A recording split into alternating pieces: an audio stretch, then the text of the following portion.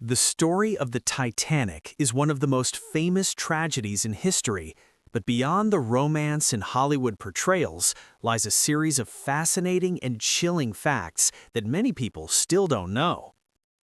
When the RMS Titanic set sail on April 10, 1912, it was considered the most advanced and luxurious ship ever built. Stretching over 882 feet long, it was a floating palace, complete with grand staircases, swimming pools, fine dining halls, and even a squash court. People believed it was unsinkable, a claim that would soon become one of the most haunting ironies in history.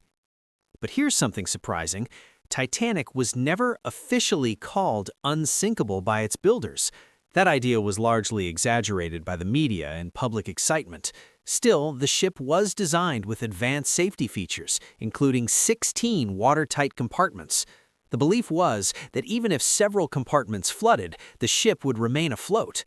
Unfortunately, that confidence proved fatal. On the night of April 14, 1912, Titanic struck an iceberg in the North Atlantic Ocean. The collision lasted only seconds, but it caused damage along the ship's side, opening multiple compartments to the sea. Water began to pour in faster than the ship could handle.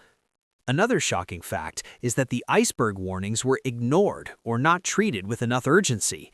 Titanic had received multiple warnings from other ships about ice in the area. However, the ship continued to sail at high speed, partly because it was trying to maintain a schedule and partly due to overconfidence. Even more tragic was the lack of lifeboats. Titanic carried only 20 lifeboats, enough for about half of the people on board. At the time, lifeboat regulations were outdated and based on ship size rather than passenger capacity.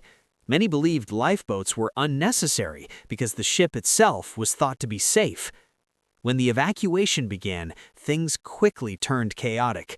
Lifeboats were launched partially empty because people didn't realize how serious the situation was.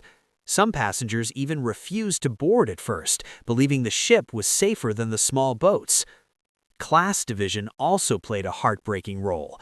First-class passengers had easier access to lifeboats, while many third-class passengers were delayed by barriers and confusion.